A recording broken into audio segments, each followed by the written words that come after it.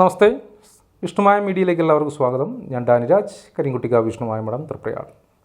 ഓം ശ്രീ മഹാവിഷ്ണുമായ സ്വാമിനെ നമഃ. ഓം ശ്രീ മഹാകൃഷ്ണകുക്ഷ്യായ നമഃ. സാക്ഷാൽ വിഷ്ണുമായ സ്വാമിയെ പറയുമ്പോൾ ഏറ്റവും കൂടുതൽ അദ്ദേഹത്തിനെ ആരാധിക്കുന്നതും ഏറ്റവും കൂടുതൽ പരദേവതയായിട്ടിരിക്കുന്നതും തൃശ്ശൂരാണ്. പിന്നെ ഞാൻ കണ്ടിട്ടുള്ളത് കണ്ണൂരാണ് കേട്ടോ, പരദേവതാ സ്ഥാനത്ത് ഭഗവാൻ ഇരിക്കുന്ന സ്ഥലങ്ങൾ. അപ്പം അങ്ങനെ ഇരിക്കുന്ന സ്ഥലത്ത് ഏറ്റവും കൂടുതൽ ബിസിനസ്സുകാർ തൻ്റെ പൂജാമുറിയിൽ സ്ഥാപിച്ചിട്ടുള്ളതായിട്ടുള്ളത് സ്വാമിയുടെ ഫോട്ടോ ആണ്. തൊട്ടടുത്തൊരു നിത്യഭണ്ണാരം വെച്ചിട്ടുണ്ടാവും.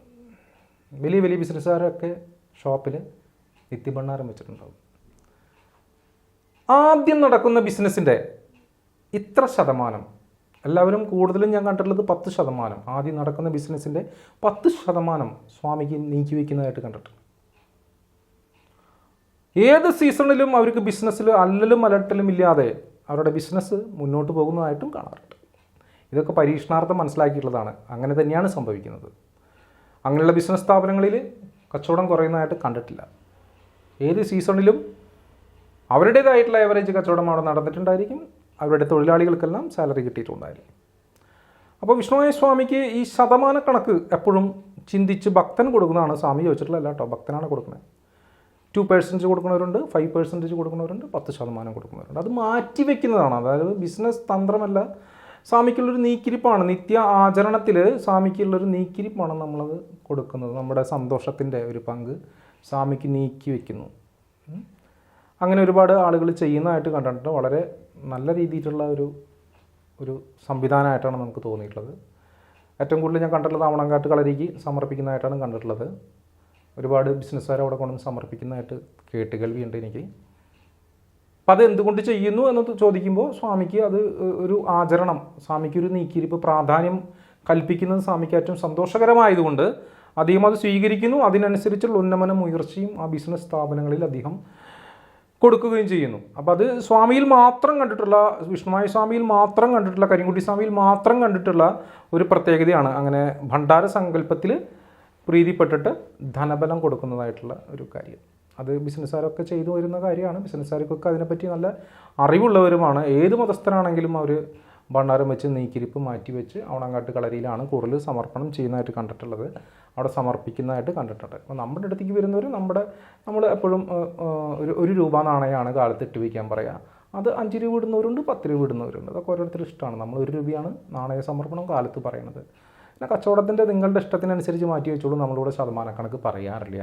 അതൊരു സ്ഥാനത്തും പറയുന്നതല്ല, അതൊരു കീഴ്വഴക്കമാണ്. അത് ഭക്തൻ തന്നെ ഉണ്ടാക്കിയിട്ടുള്ള ഒരു കണക്കാണ്. നമ്മുടെ അവിടെയാണെങ്കിൽ 1 രൂപയാണ് കാലത്ത് ഒഴിഞ്ഞു വയ്ക്കാൻ പറയുന്നത്. 1 രൂപ പിന്നെ നിങ്ങളുടെ ഇഷ്ടത്തിനനുസരിച്ച് മാറ്റി ചെയ്തോളൂ എന്നുള്ളത് പറയും. നമ്മളൊരിക്കലും ഒരു കണക്ക് പറഞ്ഞ് ചെയ്യിക്കാറില്ല. കിട്ടുന്ന ധനത്തിൻ്റെ ലാഭത്തിൻ്റെ വിഹിതവും നമ്മൾ പറയാറില്ല. അതൊക്കെ അവരങ്ങനെ ചെയ്തുകൊണ്ടിരിക്കുന്നത്. ഭക്തരുടെ ഇഷ്ടമാണ്. അതൊന്നും ബിസിനസ് വൽക്കരിച്ചിട്ടില്ല, ഒരിടത്തും ബിസിനസ് വൽക്കരിച്ചിട്ടില്ല, എൻ്റെ അറിവിലില്ല കേട്ടോ. അതും അദ്ദേഹം പറയണ്ടായി. ഇപ്പോൾ സ്വാമിയെ വിറ്റ് കാശുണ്ടാക്കണ കാലമാണ്. വിറ്റ് കാശുണ്ടാക്കണവരുണ്ടാവും പല സ്ഥലങ്ങളിലും. നമ്മുടെ സ്ഥലങ്ങളിലൊന്നും അങ്ങനെ ഇതുവരെയും ചെയ്തിട്ടില്ല. ജെനുവിനായിട്ടുള്ള കാര്യങ്ങൾക്ക് മാത്രമാണ് കർമ്മത്തിന് പൈസ വാങ്ങുന്നതും. കർമ്മത്തിന് പൈസ വാങ്ങിയവരെ നമ്മൾ അപ്ഡേഷൻ ചെയ്തിട്ട് അവരുടെ സുഖത്തിലും സന്തോഷത്തിലും അവരെ കൂടെ നിന്നുകൊണ്ട് തന്നെ പ്രാർത്ഥനയും സമർപ്പണം ചെയ്തിട്ട് മുന്നോട്ട് പോകാറുണ്ട്. ആരായിട്ടും അകൽച്ചയൊന്നും കാണിക്കാറില്ല. ചില വ്യക്തികൾക്ക് പറഞ്ഞ സമയത്തിനുള്ളിൽ നടക്കാതെ വരാറുണ്ട്. ചിലർക്ക് കൂടുതൽ സമയം എടുക്കാറുണ്ട്. വിരലിലുണ്ടാകുന്ന വ്യക്തികൾക്ക് നടക്കാതെ പോകാറുണ്ട്. അതൊക്കെ ഓരോരുത്തരുടെ ദുരിതങ്ങളുടെ അളവ് വെച്ചിട്ടിരിക്കും. വരുന്ന എല്ലാവർക്കും 100% നമ്മൾ റിസൾട്ട് കൊടുക്കുന്നതുകൊണ്ട് ആരെയൊന്നും സ്വീകരിക്കാറില്ല കർമ്മത്തിന്. അതൊക്കെ ഓരോരുത്തരുടെ, നമ്മൾ പറയുന്നൊരു കാലയളവിനുള്ളിൽ നടക്കാത്തവർക്ക് ചിലപ്പോൾ അത് കഴിഞ്ഞിട്ട് നടന്ന് കിട്ടാറുണ്ട്. ചിലവർക്ക് വിരലിലുണ്ടാകുന്ന ചിലവർക്ക് നടക്കാതെ വരാറുണ്ട്. അവർക്ക് ദുരിത കൂടുതലുള്ളത് കൊണ്ടാണ് അങ്ങനെ സംഭവിക്കുന്നത്. പലരും നമ്മൾ വിളിക്കുമ്പോൾ ചോദിക്കാറുണ്ട്, 100% ഉറപ്പ് തരാൻ പറ്റും സ്വാമി കാര്യം നടക്കുന്നത്? ഒരാൾക്ക് ഉറപ്പ് കൊടുക്കാൻ പറ്റില്ല. നമ്മുടെ ഒരു പ്രയത്നമാണത്. നമ്മളൊരു കർമ്മം ചെയ്ത് അവർക്ക് വേണ്ടി പ്രാർത്ഥന ചെയ്ത് സമർപ്പണം ചെയ്ത് മാറ്റിയെടുക്കേണ്ട ഒരു കാര്യമാണ്. അപ്പോൾ അത് ചിലപ്പോൾ സമയം കൂടുതലെടുക്കാം. അങ്ങനെ വരാറുണ്ട്. അതൊന്നും മുൻകൂട്ടി നമുക്കൊരാൾക്കും പറഞ്ഞിട്ട് ചെയ്തു കൊടുക്കാൻ പറ്റുന്നൊരു കാര്യമൊന്നുമല്ല. അതൊക്കെ ഒരു വിശ്വാസത്തിൻ്റെ പുറത്ത് വരുന്നൊരു കാര്യമാണ്. ബിസിനസ്സിൽ വരുന്നതല്ല. ബിസിനസ്സിൽ പോലും പാളിച്ചകൾ സംഭവിച്ചിട്ട് ലാഭവിഹിതം കൊടുക്കാൻ പറ്റാതെ വരാറുണ്ട്. ഇതൊരു ബിസിനസ്സല്ല, വിശ്വാസത്തിൻ്റെ ഭാഗമാണ്. താല്പര്യമുള്ളവർക്ക് മാത്രം ബന്ധപ്പെട്ട് ചെയ്യേണ്ട ഒരു കാര്യമാണ്. അല്ലാതെ താല്പര്യമില്ലാത്തവരൊന്നും ഈ വക കാര്യങ്ങൾക്ക് ഓടാൻ നിൽക്കണ്ട. വിശ്വാസികൾ മാത്രം ഈ വക കാര്യങ്ങളിലേക്ക് മുന്നിട്ടിറങ്ങുക. പ്രാർത്ഥന കാര്യങ്ങൾ ചെയ്യാനാണെങ്കിലും വിളക്ക് വയ്ക്കാനാണെങ്കിലും സ്വാമിയുടെ കാര്യങ്ങൾ അറിയാനാണെങ്കിലും സ്വാമി മുഖേന കാര്യങ്ങൾ നടക്കാനാണെങ്കിലും വിശ്വാസികൾക്ക് മാത്രം തന്നെ സ്വാഗതമുള്ളൂ, ആർക്കും വേറെ സ്വാഗതമൊന്നുമില്ല. ഭഗവാന്റെ അനുഗ്രഹം എല്ലാവർക്കും ലഭിക്കട്ടെ എന്ന് ആശംസിച്ചുകൊണ്ട് നമസ്തേ.